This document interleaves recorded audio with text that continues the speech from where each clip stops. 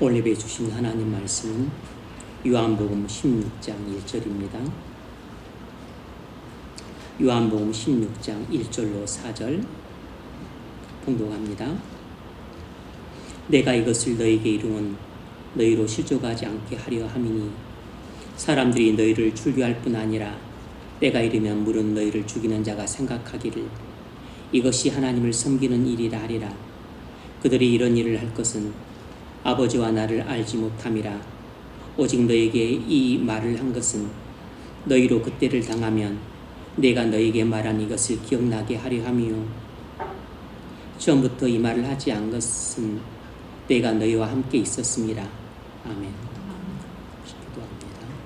자비로우신 하나님, 복된 주일 걸어가신 주의 말씀을 듣습니다.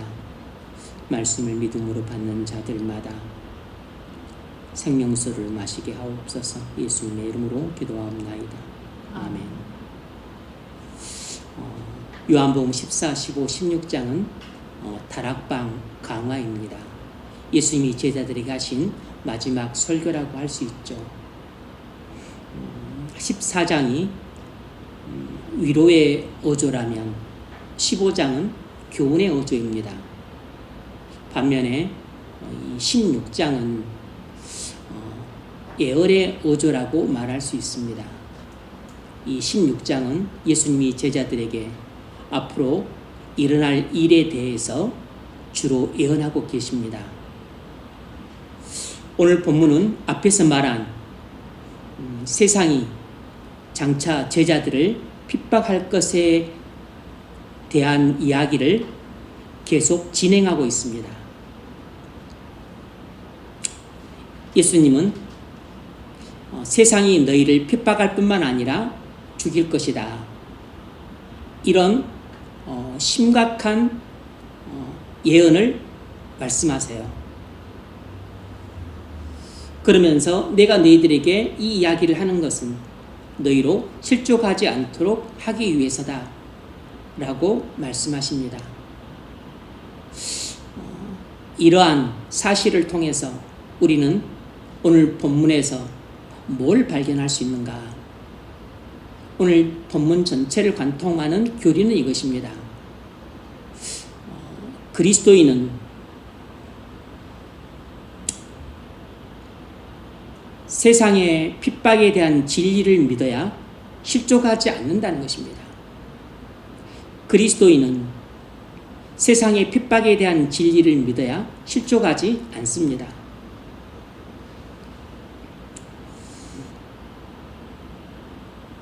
먼저 첫 번째로 살펴볼 건 이것입니다. 그리스도인은 진리를 믿어야 실족하지 않습니다.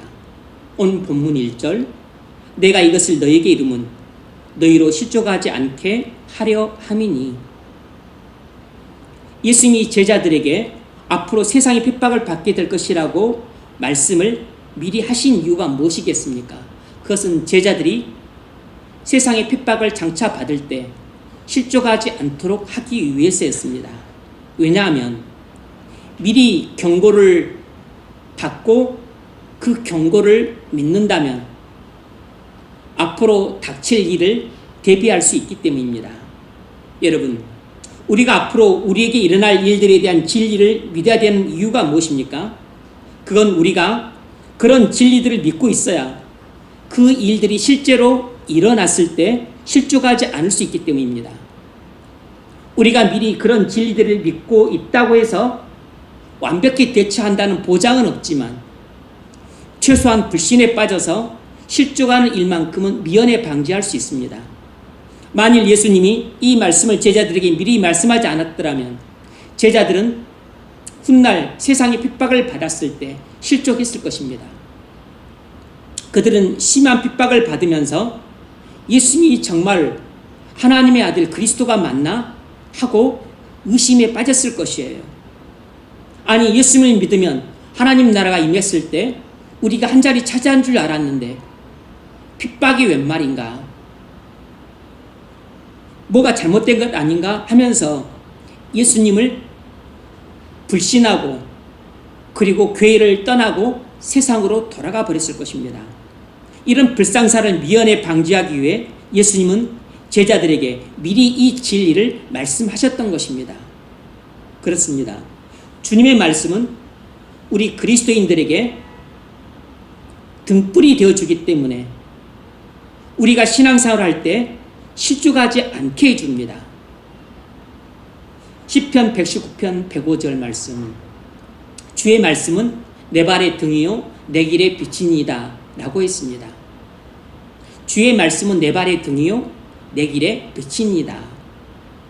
우리가 말씀을 들어야 하는 이유는 말씀을 들을 때 믿어지는 말씀이 내 발에 등불이 되어주기 때문입니다.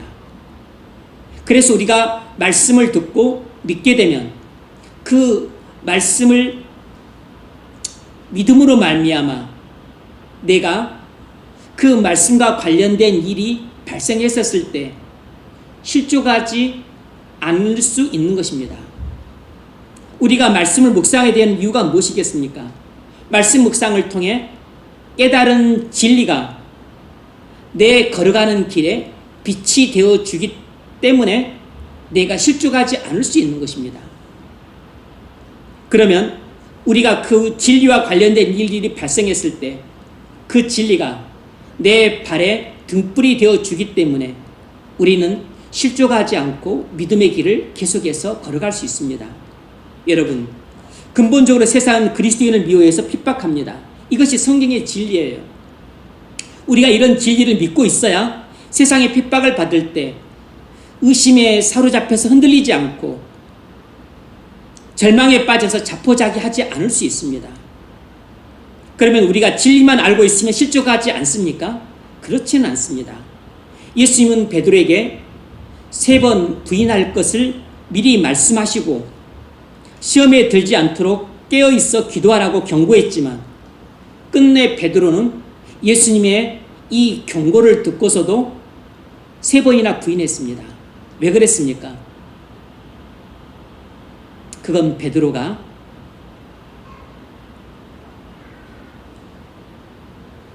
예수님 말씀도 들었지만 믿지 않았기 때문이고 또 한 가지 이유는 아직 성령을 받지 못했기 때문이었어요. 우리가 앞으로 우리에게 일어날 일들에 대한 진리를 미리 배우고 믿으면 그 일들이 일어날 때 실족하지 않을 수 있습니다. 하지만 우리가 보혜사 성령을 받지 못하면 베드로처럼 알고도 실족할 수 있습니다. 우리 힘으로는 실족을 막을 수가 없어요. 우리가 진리를 알고 있다 하더라도 나아가서 진리를 내가 믿고 있다 할지라도 우리가 성령을 받지 못하면 우리는 실족할 수 있습니다. 오직 보혜사 성령만이 우리가 실족하는 것을 막아줍니다. 어떻게 하죠? 성령께서 우리에게 말씀을 기억나게 하심으로써 그 말씀을 믿음으로써 꽉 붙잡게 하셔서 실족하지 않게 해주시는 것입니다. 이것이 성령의 역할이에요. 4절, 오직 너에게 이 말을 한 것은 너희로 그때를 당하면 내가 너에게 말한 이것을 기억나게 하려 함이요. 예수님이 제자들에게 이 말씀하신 진리를 제자들은 잊어먹을 수 있습니다. 믿는다 할지라도 잊어먹을 수 있어요. 그런데 보혜사 성령을 제자들이 받은 후에는 그런 일들이 당했을 때 예수님이 자신들에게 장차 세상의 핍박을 받을 것이라는 진리를 성령께서 기억나게 하심으로써 실족하지 않도록 붙잡아 주시는 것입니다. 그러므로 여러분, 아직 성령을 받지 않은 분들은 예수님이 하나님의 아들 그리스도이심을 믿으십시오. 그러면 성령을 받습니다. 예수님이 여러분의 모든 죄를 십자가에서 대속해 주셨음을 믿으십시오. 그래야 여러분이 성령을 받게 됩니다. 이미 성령을 받은 분들이라면 오늘 이 진리의 말씀을 믿으십시오. 그러면 더욱 성령 충만함을 받게 될 것입니다. 15장 26절, 성령이 오실 때 그가 나를 증언하실 것이요 그랬습니다. 보혜사 성령이 진리의 말씀을 믿는 자에게 말씀을 기억나게 하심으로써 예수를 증언하십니다. 두 번째로, 세속적인 교인은 경건한 그리스도인을 신앙의 이름으로 핍박합니다. 세속적인 교인은 경건한 그리스도인을 신앙의 이름으로 핍박을 해요. 오늘 본문 2절, 3절, 사람들이 너희를 출교할 뿐 아니라 때가 이르면 물은 너희를 죽이는 자가 생각하기를 이것이 하나님을 섬기는 일이라 하리라. 그들이 이런 일을 할 것은 아버지와 나를 알지 못함이라. 예수님은 제자들에게 출교와 순교를 당할 것이라고 예언했습니다. 예언치고는 씁쓸한 예언이죠. 누구도 듣고 싶지 않은 예언이에요. 실제로 예수님이 떠나신 후 오순절 성령 강림 이후 유대인들은 제자들을 미호에서 회당에서 쫓아냈습니다. 유대인들로서의 그 종교적, 사회적 공동체에서 추방해버린 것입니다. 그래서 그리스도인들은 가족에서 쫓겨나는 경우도 있었고, 그리고 직장에서 쫓겨나고, 그리고 사회 공동체에서 쫓겨나는 혹독한 시련을 겪었습니다. 또 유대인들은 그리스도인들을 하나님을 섬긴다는 미명 아래 죽이기도 했습니다. 성경은 오직 하나님을 한 분이라고 했는데, 이 자들은 예수님도 하나님이시고 성령님도 하나님이시라고 말씀하고 있기 때문에 이런 불경한 자들은 절대로 살려둘 수 없다고 생각을 했어요. 죽어 마땅하다고 생각을 했기 때문에 이런 그리스도인들을 죽이는 일에 있어서 그들은 죄의식을 느끼지 않았습니다. 이런 확신범들이 많았던 이유는 랍비 문서에 악인의 피를 흘리는 자는 재물을 드리는 것과 같다고 기록되어 있었기 때문입니다. 유대인들은 이런 잘못된 확신을 갖고 있었기 때문에 예수님도 죽이고 그리스도인들도 죽였던 것이에요. 지금 예수님은 성경 말씀을 믿는 것이 아니라 당시 랍비 문서를 믿었던 세상 풍조를 따르는 유대인들을 세상과 동일시하고 있는 것이에요.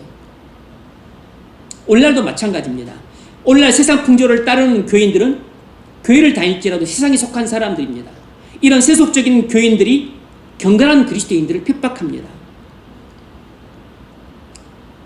이스마엘이 이삭을 핍박했습니다. 뿐만 아니라 로마 교회는 정말로 경건한 종교개혁자들을 핍박했습니다. 보헤미아의 프라하 대학 교수였던 존 후스는 당시 영국에서 성경을 영어로 번역했던 위클리프 교리를 지지했다는 이유로 교황에 의해서 화형당해 죽었습니다. 또 영국에서 성경을 영어로 번역했던 윌리엄 튼데일은 성경을 영어로 번역했다는 그 이유 하나 때문에 로마 교회에서 화형당해 1536년 죽었습니다. 이런 범죄가 일어난 이유는 로마 교회가 하나님과 그리스도의 계시에 대해서 몰지각했기 때문입니다.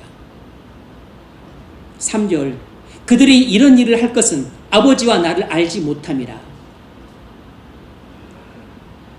세속적인 목회자들이, 세속적인 교회가, 세속적인 교인들이 이렇게 경건한 성도들을 핍박하고 죽이는 것은 전적으로 영적인 무지 때문입니다. 영적인 무지는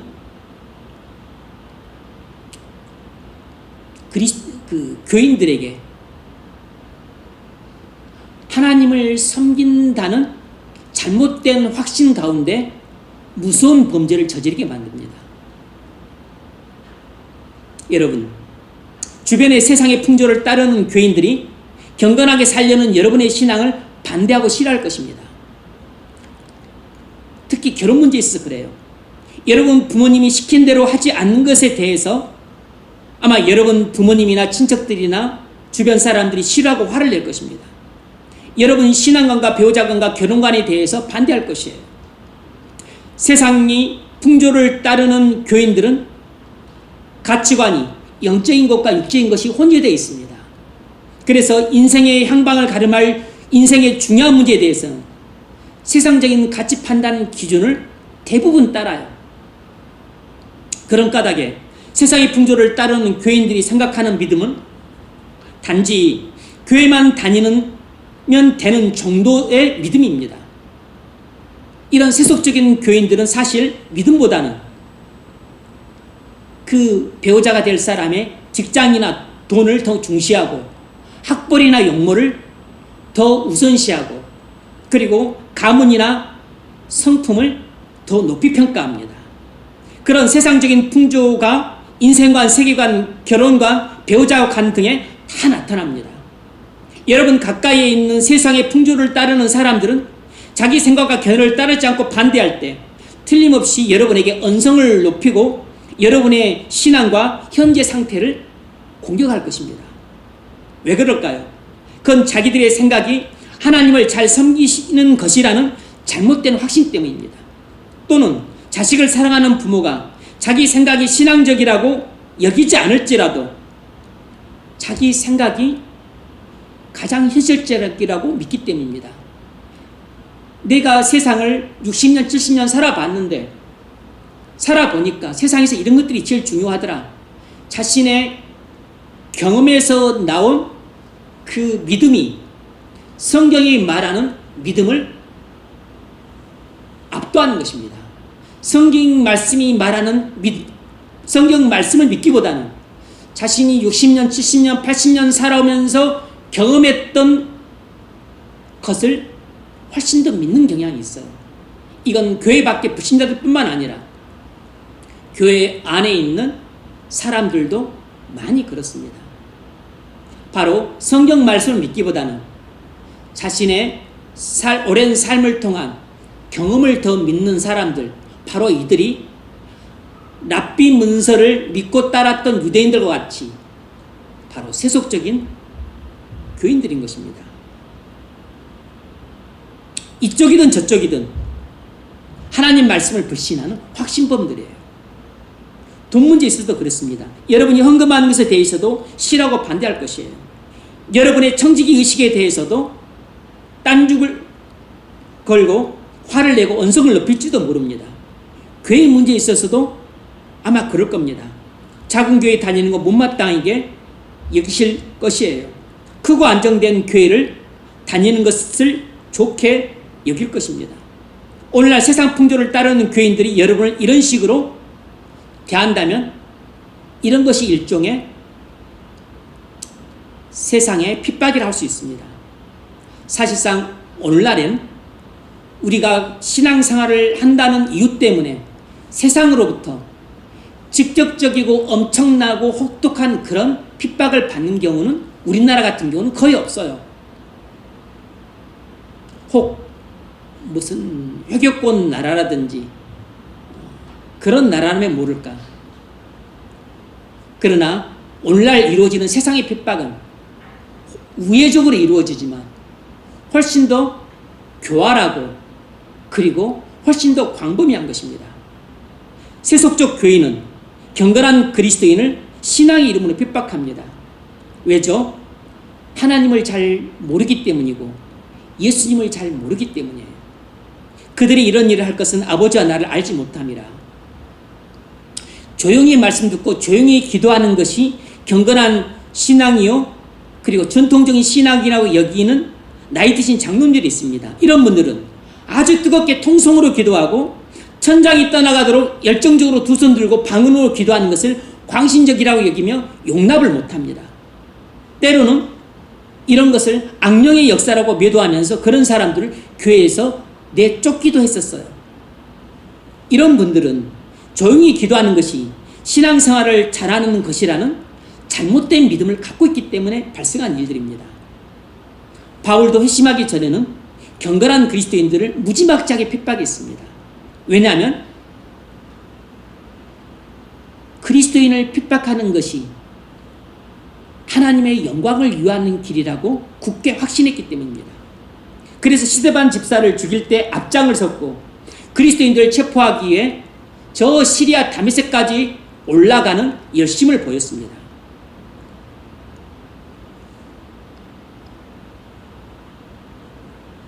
김익두 목사님이 안진병을 일으키고 병자를 고치는 치유의 역사를 일으키자 황해의 노예에서 목사님들이 김익두 목사님을 질책했습니다. 영혼 구원하는 기독교를 육체의 질병이나 치유하는 기독교로 전락시켰다고 하면서 질책을 했어요. 이런 어처구니없는 질책을 한 목사님들도 교회는 영혼 구원만 해야 된다는 편협하고 왜곡된 신앙이 하나님을 잘 섬기는 신앙이라는 잘못된 확신에서 나온 것들입니다. 디모데후서 3장 12절에서 이렇게 말했습니다. 무릇 그리스도 안에서 경건하게 살고자 하는 자는 핍박을 받으리라. 예나 지금이나 이 말씀은 진리예요. 정강훈 목사님이 심무하시는 사랑제일교회는 장위동 재개발 지역에서 알박기를 내서 재개발 전체를 방해했습니다. 법원의 명도 판결도 신앙이라는 이름으로 거부하고 법원 보상금 중재도 거부했습니다. 너무 지친 재개발 조합이 울며 겨자 먹기로 500억 원을 줬지만 나중에 번복해서 아파트 2채도 내놓으라고 요구했다가 거절당했습니다.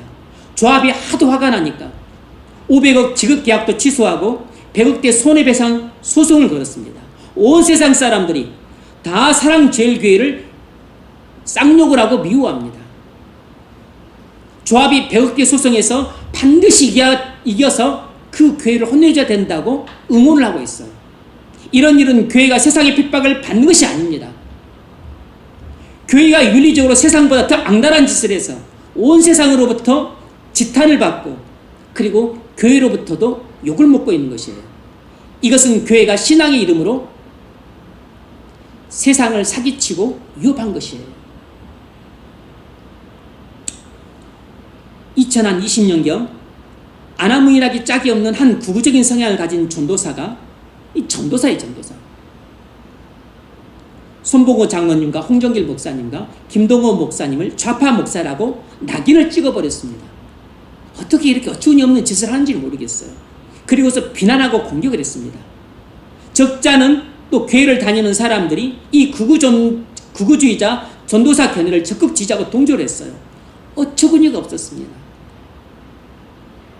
손봉호 장로님은 어떤 분이냐면 우리나라의 경신련을 창립하신 분으로 영성과 지성을 겸비한 보기 드문 균형 잡힌 경건한 장로님이세요. 이분은 화랑자유대학 신학교를 졸업해서 목사 안수도 받은 분이지만 서울대학 교수로 재직하면서 장로로 섬겼습니다. 대부분 목사 장로님들이 자본주의 사회에서는 주식 투자를 거부할 수 없다는 현실적인 이유 때문에 주식 투자에 대해서 허용적 입장을 취하고 또는 제한적으로 허용적 입장을 대부분 취했습니다. 하지만 이 손봉훈 장로님은 정확한 성경적 근거를 들어서 주식 투자가 전적으로 비성경적이라는 사실을 지적하면서 성도는 주식 투자를 해서는 안 된다는 것을 가장 정확하게 설명을 하고 입장 표명을 하신 분이세요. 아주 균형 잡힌 신학과 신앙을 가진 분입니다. 홍정일 목사님은 장애인 전도와 선교를 위해서 일생을 헌신하신 분이세요. 미달 재단과 관련이 깊고 본인이 심화하던 교회를 놔두고서 따로 개척할 정도로 살신성인하신 분입니다. 신앙과 인품이 훌륭해서 교계에서 존경받는 분이에요. 김동호 목사님도 북한 선교와 구제에 헌신하신 분입니다. 그리스도인의 윤리적인 생활을 강조하신 분이세요. 제가 이분들의 신학과 신앙을 다 추정하는 것은 아닙니다. 그냥 교계에서 존경받는 분들이라는 것이에요. 이분들은 경건한 목사님과 장로님으로서 정치 이데올로기에 함몰 되신 분들이 아니에요. 보수나 진보를 지지하는 분들이 아닙니다. 그저 교계의 지도자로서 우리나라 교회가 잘못된 방향으로 나아갈 때 안타까운 심정에서 신앙적 근거를 두고 어떤 발언들을 하셨을 것입니다. 그런데 교회 안에 있는 세속적인 젊은 목회자에게 좌파 목사라고 매도를 당하고 영적으로 무지한 교인들은 돌파매질을 했습니다. 오늘날에도 영적으로 무지한 세속적인 교인들은 여전히 경건한 성도들을 핍박하고 있는 것이에요. 진리가 여전한 것입니다. 진리는 예나 지금이나 변함이 없어요. 세상이 자기를 부인하고 자기 십자가를 지는 그리스도인들 핍박하는 이유가 무엇입니까? 하나님과 예수를 모르기 때문입니다. 여러분 주변의 교인들이 자기를 부인하고 자기 십자가를 지고 살려는 여러분의 믿음의 순종을 싫어하고 반대하고 화를 내는 이유가 뭐겠어요? 하나님을 모르고 예수님을 모르고 있기 때문입니다. 교회를 다니는 중직자라도 상관없어요. 그분이 목사라도 상관이 없는 것입니다. 여러분이 불신자나 세속적인 교인과 결혼을 해서는 안 되는 이유도 여기에 있습니다.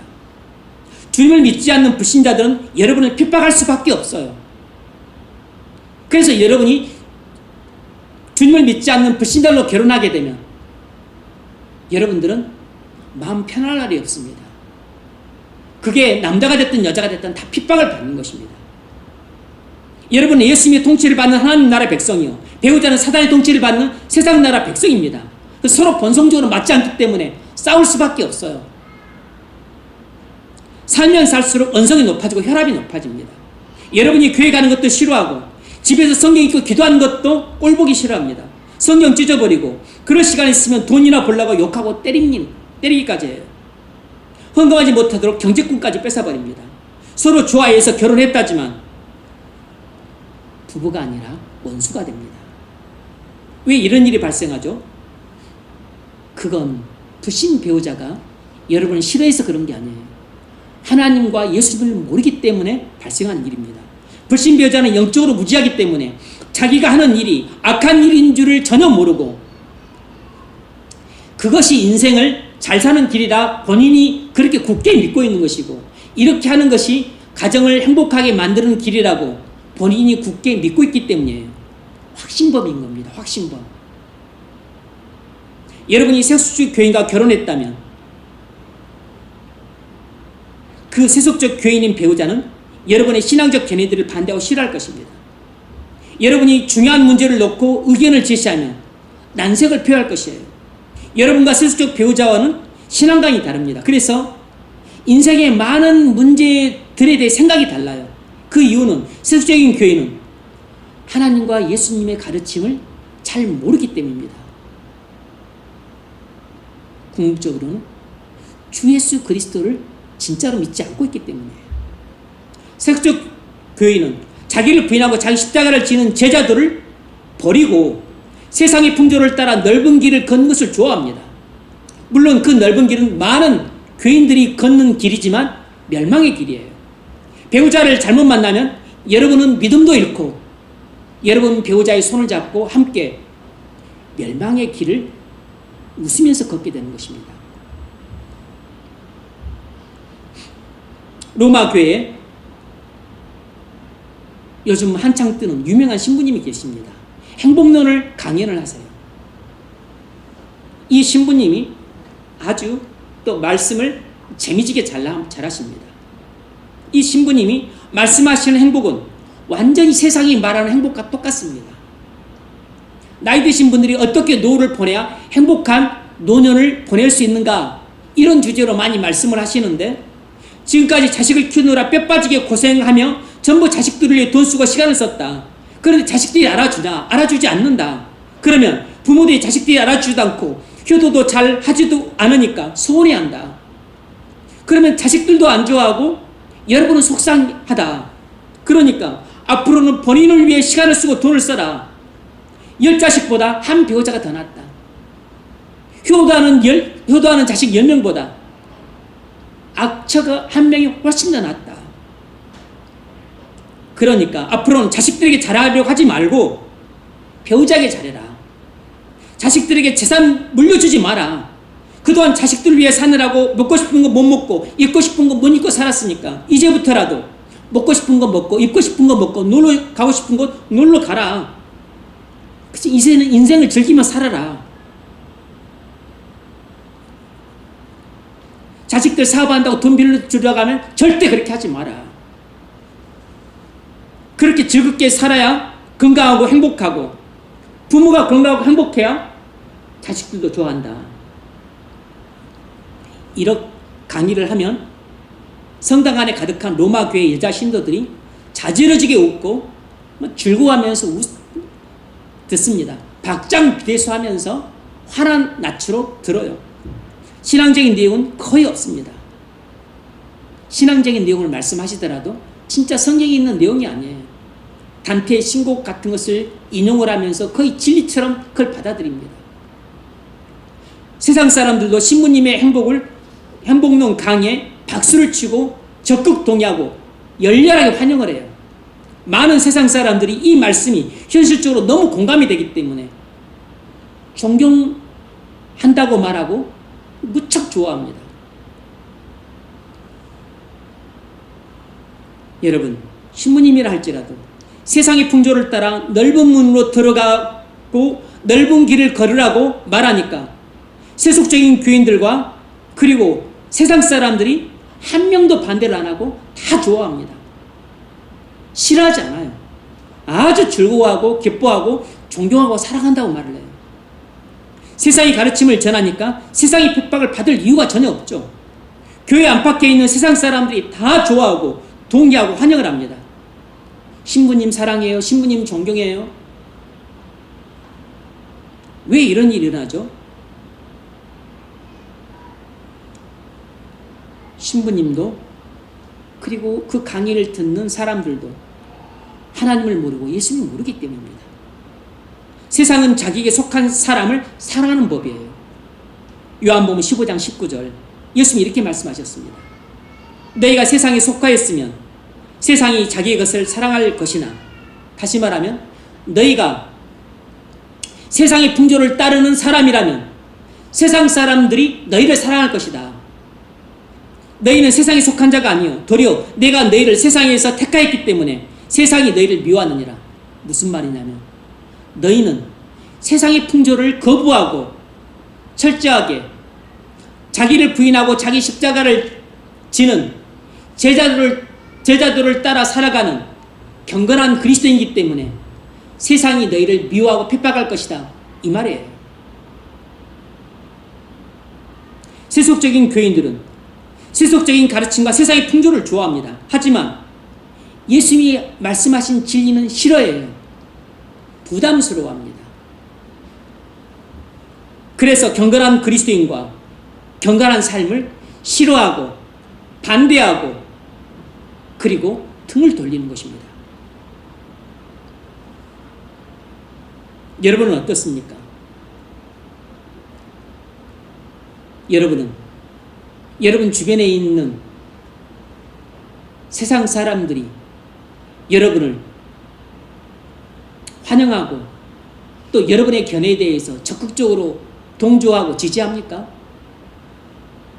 여러분 가까이에 있는 세속적인 교인들과 의견의 일치를 보고 그리고 항상 뜻이 맞고 걸어가는 길이 똑같습니까?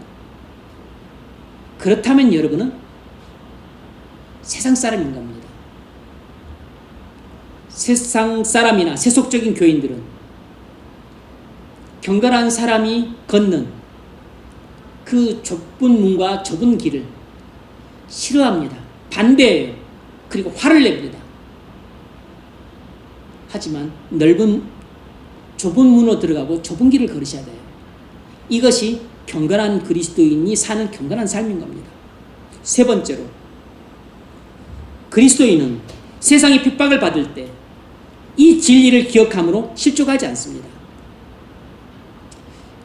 우리는 세상의 핍박을 받을 때 이 진리를 기억하고 있어야만 실족하지 않아요. 4절, 오늘 본문 4절 같이 한번 읽습니다. 시작. 오직 너희에게 이 말을 한 것은 너희로 그때를 당하며 내가 너희에게 말하는 것을 기억나게 하려 함이요. 아멘. 주님이 제자들에게 이 말씀을 하신 이유가 무엇이죠? 그건 제자들이 앞으로 세상의 핍박을 받을 때 주님이 전에 하신 말씀을 기억함으로 실족하지 않을 뿐만 아니라 그 핍박을 이겨내도록 하기 위해서 말씀하신 것입니다. 여러분에게 결혼 문제, 돈 문제, 교회 문제, 그리고 기타 여러 가지 문제들에 대해 세상의 반대와 미움이 있을 것을 제가 미리 경고한 것은 여러분이 이런 문제 때문에 시험에 들지 않고 실족하지 않도록 하기 위한 것입니다. 여러분들에게 이미 그런 일이 발생했을 수 있어요. 지금 일어나고 있기도 할 겁니다. 또 앞으로도 그런 일들이 일어날 것이에요. 여러분이 오늘 배운 말씀을 믿는다면 여러분은 그런 일 때문에 시험에 들지 않고 실족하지 않을 수 있습니다. 여러분이 성령을 받았음에도 불구하고 부주의하게 되면 사단의 시험에 들어 실족하게 됩니다. 그러므로 자만해서는 안 되고 내가 믿는다고 그리고 내가 성령을 받았다고 방심하는 사람들은 반드시 시험에 들고 실족합니다. 그러므로 항상 두렵고 떨림으로 여러분의 구원을 이루가셔야 됩니다. 베드로전서 5장 8절에서 베드로가 이렇게 경고합니다. 근신하라, 깨어있으라. 내 대적 마귀가 우는 사자같이 삼킬 자를 찾아 두루 돌아다니나니 너희는 믿음을 굳게 하여 그를 대적하라. 이는 세상에 있는 너희 형제들도 동일한 고난을 당하는 줄 알미라. 우리는 세상으로부터 고난을 당할 때 시험 들기 쉽습니다. 교활한 사단은 우리가 가장 취약한 문제, 결혼 문제, 돈 문제, 아니면 또 직장 문제, 아니면 또 자녀 교육 문제, 이런저런 우리가 가장 취약한 문제가 무엇인지를 정확하게 알고 있기 때문에 우리가 가장 약한 부분의 문제에 대해서 유혹을 하고 그래서 시험에 들게 만들어서 실족하게 만듭니다. 그래서 우리가 성령을 받은 경건한 그리스도일지라도 방심하게 되면 누구라도 시험에 들어 실족하게 됩니다. 원래 실족이라고 하는 말은 함정을 파놓고 빠지는 것이 실족하는 것이에요. 함정을 누가 파겠습니까? 세상이 파놓는 것입니다. 사단이 파놓는 것이에요. 누가 그 함정에 빠지는 거죠? 영적으로 눈먼 소경들이 빠지는 겁니다. 누가 빠지죠? 영적으로 눈이 안 멀었지만 눈을 뜨고 있지만 방심하고 있다가 그 함정을 못 본 사람이 빠지는 것이에요. 그러니까 실족은 성령을 받지 않은 사람들은 실족할 가능성이 훨씬 높고 성령을 받은 사람들일지라도 잠시 방심을 하게 되면 실족을 하게 되는 겁니다. 교활한 사단이 여러분과 가장 가까운 사람들을 통해서 여러분을 시험 들게 합니다. 여러분을 실족하게 만들어요. 그러므로 근신하십시오. 항상 깨어서 기도하셔야 됩니다. 믿음이 더욱 자라서 세상이 여러분의 약한 부분을 공격할 때 이겨내십시오. 재테크 문제, 직장 문제, 집 문제, 자녀교육 문제, 노후 문제 등 많은 부분에서 주변 사람들의 반대가 있을 것입니다. 신경 쓰지 마십시오. 그런 사람들이 여러분이 인생을 살아갈 때 여러분의 버팀목이 되어주지 못합니다. 여러분의 버팀목이 되어주실 수 있는 분은 주님밖에 없어요. 마태복음 5장 10절에서 주님이 이렇게 말씀하셨습니다. 의를 위하여 핍박을 받는 자는 복이 있나니 천국이 제 것입니다. 의를 위하여 핍박을 받은 자는 복이 있다 그랬어요. 여러분이 세상의 반대, 세상의 미움, 그리고 세속적인 교인들로부터 여러분들이 그들이 싫어하고 또 그들이 언성을 높이고 또는 교회는 다니지만 아직까지 이런 세속적인 그 믿음을 가진 분들이 로부터 여러분들이 또 질책을 당할 때 너무 낙심해하고 우울에 빠지지 말라는 것입니다. 세상이 핍박을 받는 것은 경건한 그리스도인들에게 복이 된다는 것이에요. 왜죠? 세상의 핍박을 받고 실족하지 않고 세상의 핍박을 이겨낸다면 천국이 저희 것입니다. 바로 주님이 통치하신 하나님의 나라가 여러분 마음 안에 열리기 때문입니다. 주님이 여러분과 함께 하시는 복을 받게 되기 때문이에요. 이 세상에서 그리스도인이 받는 최고의 복은 물질의 복도 아니고 직장의 복도 아니고 무슨 용모의 복이나 배우자의 복도 아닙니다.